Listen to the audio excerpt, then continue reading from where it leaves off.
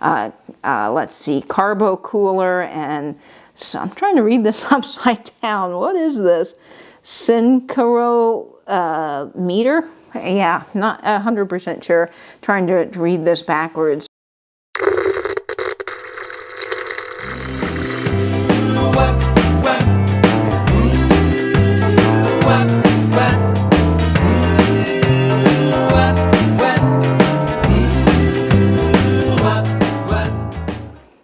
Hey guys, this is Katie with Vintage and Vinyl, back with another great video for you today. And in this video, I'm excited to be sharing some of my vintage and antique ephemera with you. Now, if you've been following me for a while, you know that I have a big bowl of vintage ephemera on my coffee table. In fact, that bowl actually belonged to my great-grandmother, and I've just been cramming it full of all kinds of fun ephemera. It's one of the things that I collect and I have a real passion for. Some of those old graphics and old paper items are just really pretty incredible. So we're going to be going through my bowl now. I have been adding to this for months now, so there is a lot of it. And if you want me to make a two-part series on this, let me know down below in the comments, because I have so much I don't know we'll be able to go through it all in this video.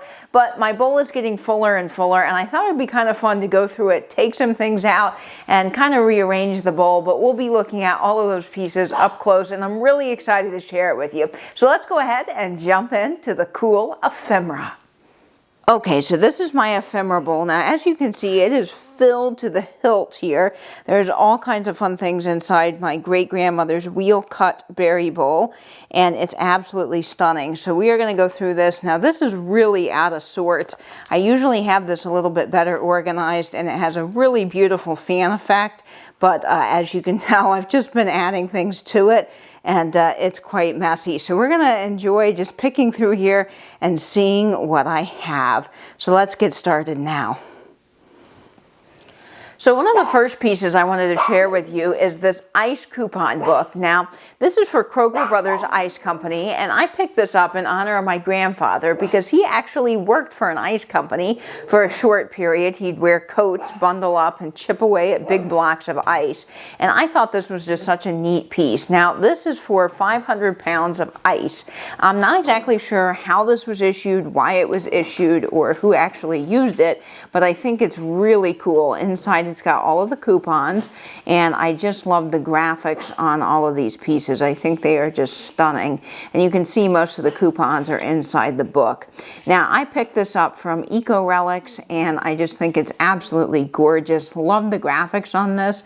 On the back, it does say the book would be issued to. Of course, I don't think it was ever used because it's not filled out. You can see that there's no zip code on this piece, so it is an earlier piece, and of course, it has the old telephone number. So that's an indicator that this is an original piece, probably I would say from the 1940s, maybe even earlier.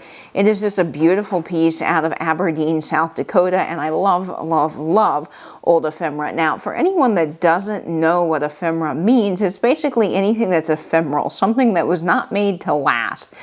Typically, they're paper, but it could be other items as well. And this is something that obviously was not meant to stick around. Once you use the coupons, that was it, and the book was probably thrown away.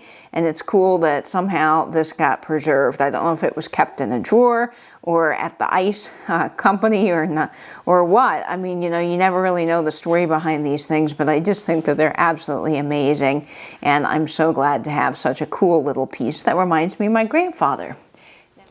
So the next piece of ephemera in my bowl is really cool. This is a little Coca-Cola piece, and I actually have several of these. This one is for the bottling plant. So you could have toured a Coca-Cola factory back in the day, and this would have been a little souvenir that you got as part of touring the factory. I'm sure a lot of these were given out to schools, like if schools went, or whatever the case may be, but I think they're really cool. Now, this one is shaped like a Coca-Cola carton or Coca-Cola crate with the little bottles inside, and then you've got the rivet here, and basically it turns. So you've got all these cool images on one side, and then if you flip it around, it basically tells you how Coca-Cola is made and how it's bottled, which I think is really cool.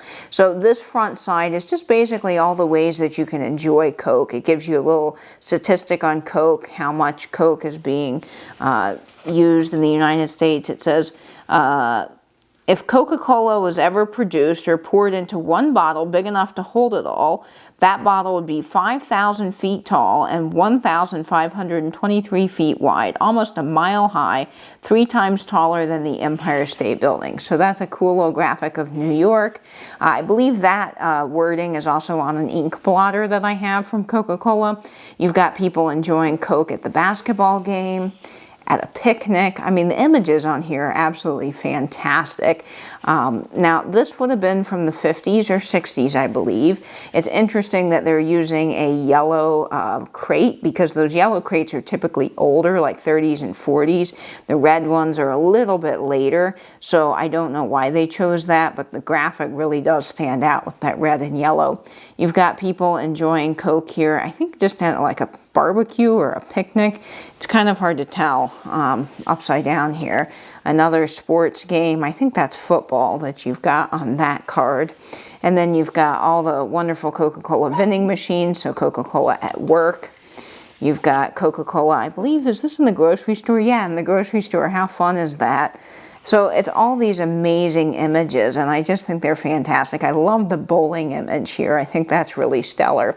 And then if you flip it around on the other side, because it is two-sided, you will get all of the other little pieces here that tell you how Coca-Cola was manufactured. So it says, "Welcome to your Coca-Cola bottling plant." And it has the fishtail. So yeah, this is probably 60s with that fishtail cup and the Starburst. You've got the glass bottles there that are just wonderful. I mean, the images on this are fantastic. And then if you continue to flip through it, it's got all of your different steps for the bottling process here. So you've got the decaser, the washer, and it tells you about it, which I think is really cool. Empty bottle inspector. And I love the Starburst images on here. I just think they're wonderful.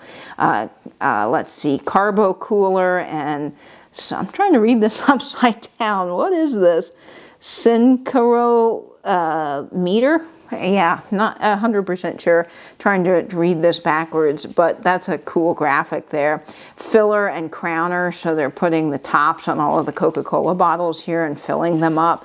You've got the bottle inspector here. You've got case and carton packer, so this is actually on its way to get packed and shipped to all the grocery stores and places where you buy Coke. You've got the syrup drums here, which I think are really cool. So the images in this little booklet are just amazing, and I think it's so cool that they've got all of them. Here's the water treat, water treating. I was going to say water treatment, close enough.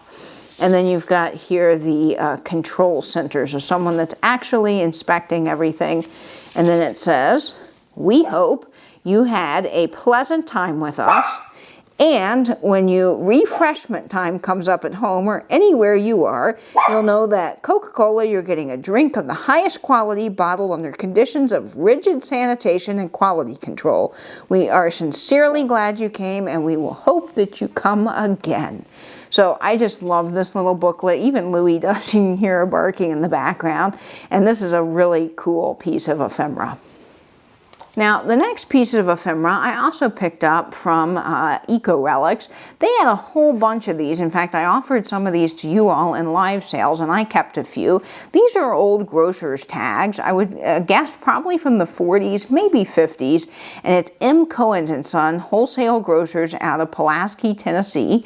And of course, you would have written different information on this card. I think the images are wonderful. And it's amazing to me that these are new old stock. These were never used. And so they would make great luggage tags if you wanted to laminate them. But I just love this tag, and it's a great little addition to my ephemera bowl. Now I've got some fun other ephemera here. This is from a 1950s game that I had of Sorry that belonged to my mom, and we played that game all the time growing up, and I didn't realize that there was this fun little brochure in it. After all the years that I've spent putting those little pieces away, I never noticed this. It was stuck under the little cardboard insert, and when I was doing a video on some of my vintage games, I found this and I thought it was the coolest thing. So this is fun for your family with famous Parker games. And the graphics on this are absolutely incredible. So it's a little insert here, and it's got all of the different games they would have offered. Games for everybody at every age. And so you've got the kids, the grandparents, the parents, just a lot of fun graphics on this. And then when you open it up, it's got all of the different games. So you've got Sorry here, Clue, Monopoly, good old Monopoly. Let's see, I don't know this one, Wide World, but wouldn't that be a fun game to find? And then you have, I think this one is Careers. Now, I've never played that one. I have played Monopoly. That's the game that takes forever and actually was invented by a woman. There's a whole history on Monopoly that's really fascinating. In fact, when it was invented, it was actually invented as a game to teach people the evils of monopolizing during the time when you had all of those big giants monopolizing oil and all kinds of different things. And I think it's fascinating because it actually turned into the opposite of what the lady wanted it to do. And in the 1930s, there was a gentleman that actually stole the idea and pitched it to Parker Brothers and got all the credit. And it wasn't until the 70s that they actually came out and said, you know, a woman actually invented this game, not a man, which I find fascinating. So you can look up the history of Monopoly, and you can look up Monopoly tournaments, because yes, there are Monopoly tournaments all across the globe. And then you've got Sorry and Clue here. Good old Clue. Played a lot of Clue and Sorry growing up. Lots of fun games. And I just love the images on here. You've got ping pong. Let's see, Star Realtor. Fun games. Ooh, let's see, is this Pollyanna? Yeah, Pollyanna. And then some of them I've never heard of. Touring, Rook, we've played Rook. Let's see, Flinch, Pit. Oh, I loved Pit. I don't know if you can see this graphic here, but there's quite a few images here that are just really wonderful. So I love this little game booklet here. It's kind of like an advertisement for all the other games they offered at the time, Risk, and it's just so fun. So it says famous Parker games. You've got the Parker Brothers Company there, and then all of these wonderful graphics on the inside, which I just think is fantastic. So this was such a cool find, and it's definitely one that's staying in my ephemera.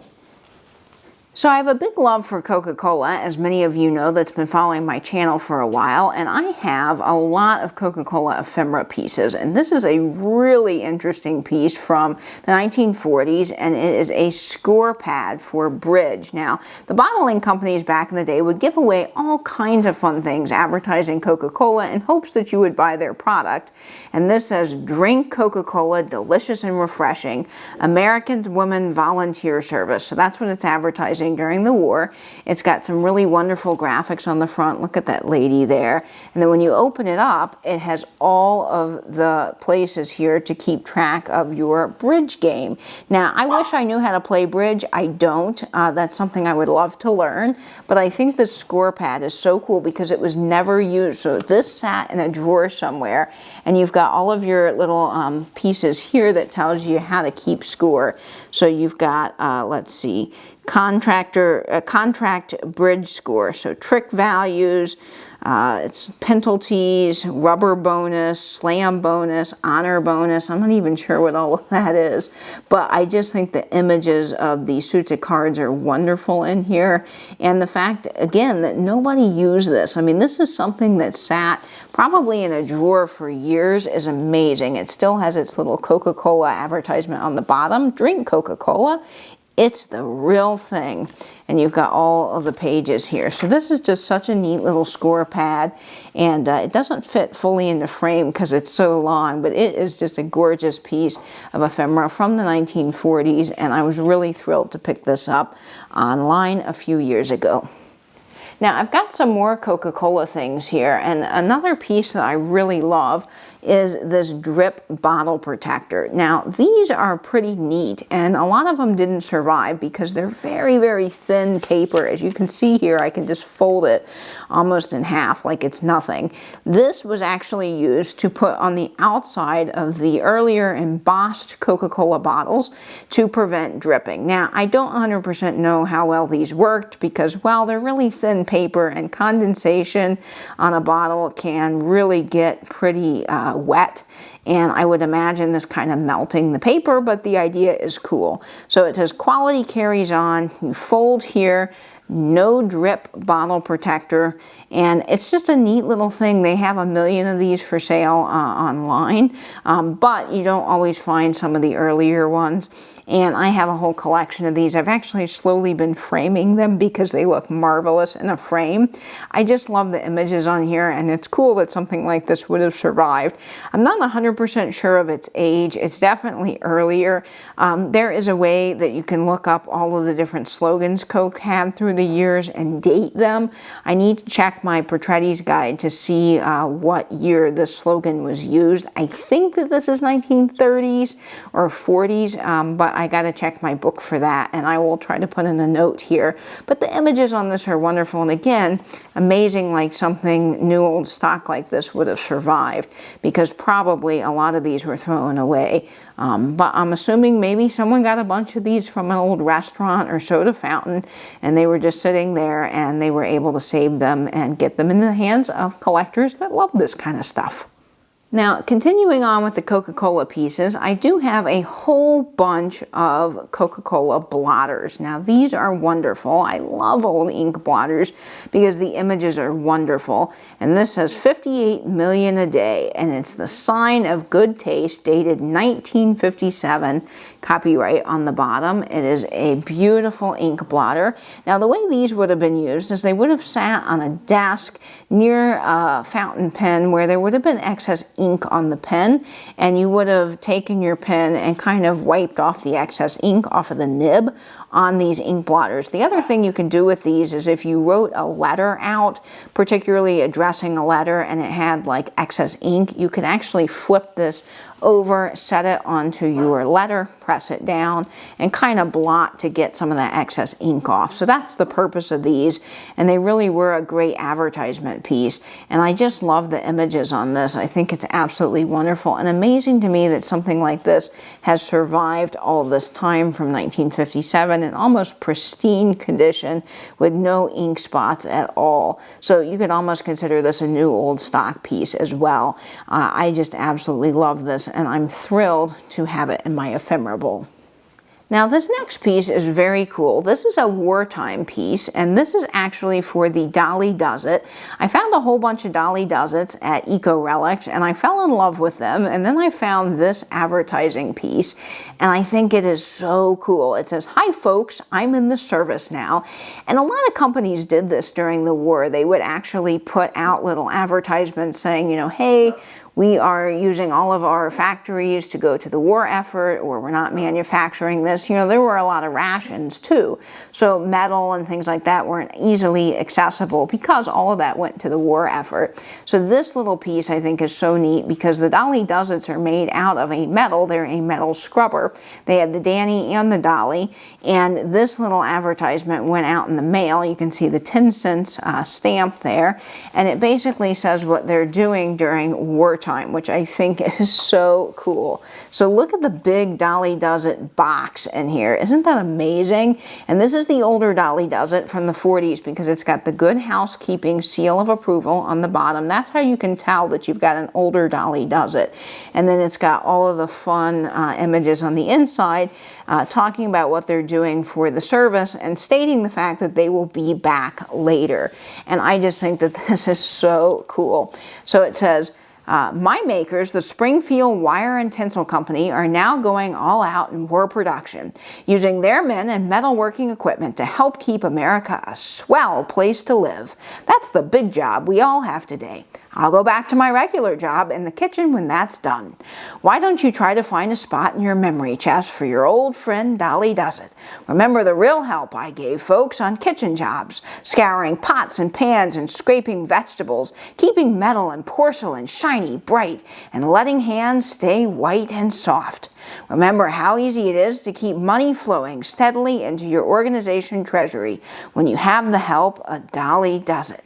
I'll be back later, ready for sale by the members of your organization. So you can tell that letter is very much of its time, and I just find that all of these old pieces are just such a neat snapshot in American history, and I love the big banner going around the bottom, helping keep America a swell place to live, and the graphics are just fabulous. So this was a really neat pickup, and it goes along nicely with my Dolly Does It. Now, going along with the kitchen theme, I have a White King soap advertisement here. And I love these little old pamphlets. There's just something kind of marvelous about them. I have a big White King soap display in my kitchen, a big old box, a White King soap dispenser, and a White King printer's block. So I just love the images on these. I typically don't collect things that are kitchen or bathroom related so much as I like my Petroliana, my Tobacciana, and then anything Coca-Cola. But the graphics on these are wonderful, and I do sort of have a sub-collection of things that feature playing cards. And so I love the White King. So this is a fun little booklet, I believe from the 1940s. It says, White King washes whiter. And so this would have been a laundry detergent or a soap to kind of be a whitener for your clothes.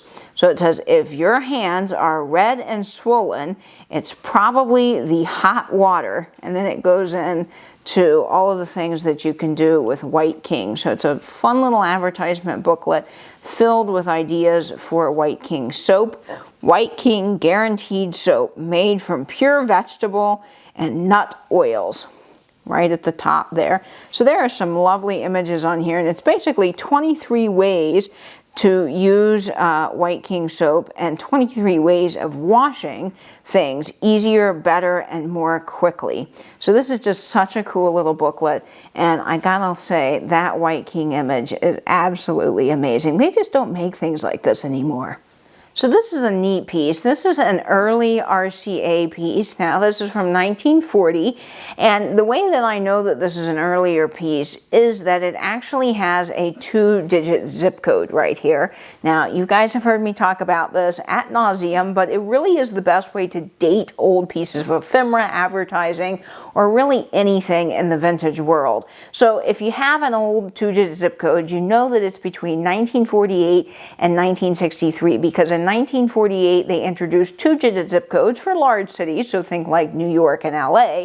And then in the 1963 time, they introduced 5-digit zip codes. So if you find anything with an old phone number or the 2-digit zip code, you know that it's definitely an earlier piece. Now, this is for RCA, and it's route your messages to all of the world, fast, direct, and accurate. And you've got all of the different time zones pictured here, and all of the different places here on the map. This is a really neat ink blotter. I'm not 100% sure what this is. It might be something with telegrams. Not 100% sure. Or phone calls. Yeah, radio telegraph. There we go. That's what it says, and it's got the different places listed here. So it's Argentina, Brazil, Chile, Puerto Rico, Venezuela, Colombia, Cuba, Guatemala, Panama, Haiti, Cuba, Mexico, and Ecuador, and the Dominican Republic. So they've got all of that listed. I've got to do a little more research on this piece, but obviously I love all things RCA. I have a big RCA tube display for radios. RCA did a number of things, and I think that this is just a really interesting ink blotter with some super cool graphics. I love things that feature that lightning bolt. There's just nothing better than a vintage lightning bolt to me, and I will add this in my Ephemeral along with all of my fun ink blotters.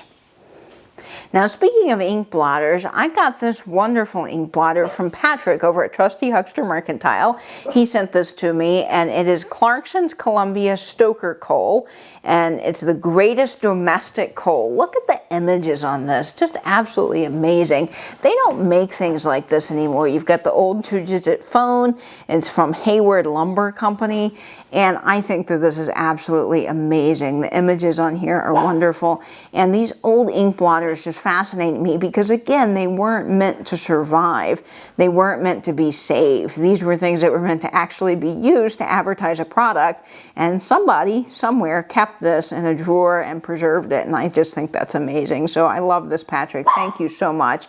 I love collecting ink blotters, and I'm going to show you a few more ink blotters now. I've got so much ephemera here that we're probably going to have to take a look at this on a different day because I've got a lot. So maybe I can do a two-part series. But this is another wonderful ink blotter from 1956, I believe. This is the friendliest drink on earth. It's Coca-Cola. Gotta love my Coca-Cola pieces. Now, Louis did get a hold of this and bite the corner here. So it's a little bit Louis chewed, but it is still fabulous. I love the graphics of the globe. That's another thing that I particularly like is old globes. Old globes, lightning bolts, and anything featuring playing cards just really just get me. I think they're wonderful, and this is just such a cool image and a wonderful ink blotter. Now, many of you might recognize this piece from a sale I had with Patrick, and I fell in love with it. It didn't sell, and I was just thrilled because I was able to add it to my ephemera bowl. This is the coolest ink blotter I think I've ever seen. It's by the Frieden Company, and they made all kinds of automatic calculators, and they were founded in 1934 by Carl Frieden in San Lorenzo, California. Now, what's kind of cool about them is they actually purchased the Commercial Controls Corporation in 1957, which gave them the Flexowriter teleprinter. I'll try to put a picture of that here, which was such a big deal because it was a unit record equipment developed in World War II for the Department of the Navy to automatically type regret to inform you letters. So as sad as that is very cool. And Frieden also developed the first fully transformized desktop electronic calculator in 1963. So they had a lot of history and some really, really cool machines, and I absolutely love the graphics on this. I've never seen one of these ink blotters with a clear plastic piece on the top, which I thought was cool. And then you open it up and it's got these absolutely gorgeous images here, the aristocrat of calculators, and I love that they've added the silver effect to the paper with that image there.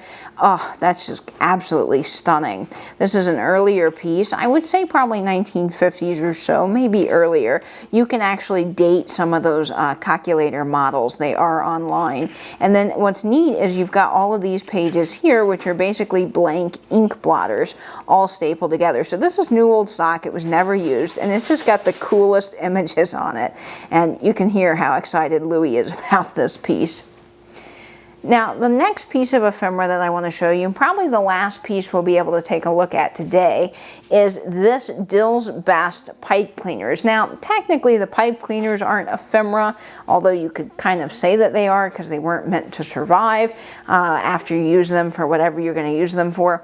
But this little package is just so cool, so it sits in my ephemera bowl. And this is Dills pipe cleaners. Now, this is advertising Tobacciana, but they're pipe cleaners. So you think about that, back in the day, people used all kinds of things to actually advertise their products, and any type of home item, craft item, or practical item was really a great method to get your name out there because people would see this and then they would buy your product. And pens were one that was used quite a bit, among other type of household items. Now, Dills tobacco is wonderful. I love the images on their cans and their pocket tins. Here's a pocket tin here, and then here's a big can here. I think these are wonderful. I've never been able to find one. They're pretty expensive, the tins themselves, so I was really happy to get this beautiful piece of advertising for Dills since I can't own one of their tins. And it still has the pipe tins, or the pipe cleaners inside. There's no such thing as a pipe tin. But look at these little chenille pipe cleaners. Aren't they wonderful? And so they just fit right inside here. And then you've got all of the cool graphics on the outside. Now, I would probably date this to the 1930s. It's got some really amazing kind of Art Deco-y graphics. Could be a little bit later. Again, no zip code on this, so that's a great indicator of age. And I just think it's an amazing double-sided advertising piece that you just don't see every day. So I've got so much ephemera, guys. We're not even halfway through the bowl. So this is definitely going to be a series. And I'm going to end with a couple of pieces that are my favorites out of this bowl. And then we'll pick up the series in a few weeks. Now this is a wonderful piece of ephemera. Probably my most prized piece of ephemera because this actually belonged to my family. My great-grandfather, Oscar Hirsch, actually started the first radio station in southeast Missouri. He started it in his mother's backyard, and 300 people lined the streets just to be a part of the first broadcast. Now, at one point, they did have the tallest tower in the world. This was the TV tower. So they started out with radio and then had a TV station, and it is still in existence today. You can drive and see it next time you're in the Cape Girardeau area. And I think that this is fantastic. So this was actually taller than the Eiffel Tower and taller than the Empire State Building at one time, which is just amazing to me. So this little booklet here is the world's tallest structure booklet from the TV, KFVS TV and radio, and I just think this is so amazingly wonderful. The images on here are fantastic. It says, "See the world's tallest structure located near Cape Girardeau, Missouri," and it's got some amazing graphics inside with all of the things about the tower. Just a really special family piece. It shows where it's located. Look at the map. Isn't that absolutely amazing? And I love that all of this is here and that you've got this really unique booklet. Over 2 million people in 6 states are, let's see, it's hard to read upside down. Let's see, over 2 million people in 6 states are served by the KFVS TV, telecasting from the world's tallest structure. So it's got the range map of where they're reaching their audience, their coverage map. I just think that this is really fantastic and a really special family piece, and this is definitely the prize jewel in my ephemera bowl. So the last piece of ephemera I want to share with you today is pretty amazing because this is an early salesman catalog for the American Can Company. Now, if you know anything about the American Can Company, they manufactured a ton of different tin boxes. They did tobacco tins, typewriter ribbon tins, and they bought a lot of companies out in 1901 or 1902 when they were founded. So that's probably when this catalog is from, and some of the earlier companies that you'll see listed on the typewriter ribbon tins were combined and formed into the American Can Company. Now, I love these old salesman catalogs, and I've really gotten more into them because of Patrick over at Trusty Huckster Mercantile, the original Trusty Huckster. He has just sparked a whole love of these little salesman catalogs and samples. They really are marvelous. You think about this catalog, it was probably only made for a number of years before the pricing got changed, or they didn't manufacture that type of box anymore because the needs changed for a particular item. So this is definitely something that wouldn't have been around very long, and I just think it's so cool it survived and in such great condition. Now, this catalog has some amazing imagery in it. I love the graphics and the type font on this. It's just absolutely amazing. You open it up here and it's got the front page of the catalog. This is catalog number 56, and then it's got some great images in here. So it shows all of the different boxes that they manufacture, and in the front they say here that they make hinged, slip, and sliding covers for different types of tins. They manufactured medical tins. I mean, some of these are just really cool. And you've got all of your pricing here. You've got the number, the factory number in which it was manufactured, all of the different sizes, length, width, height, and then the different weights here for the boxes, which is just so cool. This is an amazing box here for a tablet of some kind, a medical tablet. Look at the graphics on that box. And then if you continue, you've got all of these fun sliding boxes. Now look at the images. Louie's just losing her mind over here. She loves this catalog. Look at the seamless sliding box covers. I mean, amazing. Look at that. Diamond Pepsin tablets. Oh, so cool. Liver blood. I'm not sure I'm going to be taking that. I'm not sure what's in that. And then you've got even tobacco boxes. So they did do a lot of the tobacco boxes. This is for honey cut plug. And I think the images on here are really spectacular. This tobacco tin in particular, I would love to have. The Poker Club mixture. It is an early example of a tobacco tin that is pretty hard to find. In fact, I just saw one listed on eBay for $800. Doesn't mean they're going to get it, but it is probably worth all of that. And it's just so cool to see this printed in a catalog because I can't have the tin, so I can at least enjoy the image. I love this. And it says here this was made at Brooklyn, so it shows you where they were manufactured, the different factories they had. So Brooklyn, St. Louis, Philadelphia, Boston, Chicago. Just amazing. So they didn't have a location in Chicago there, Patrick. And then check out these tins. Aren't they amazing? And they even feature some typewriter ribbon tins, which I have to say is pretty cool, and one of the reasons I did buy this book. Now, it's interesting to me because they feature these oblong slipcover boxes here, and these are about the size of some of the earlier typewriter ribbon tins.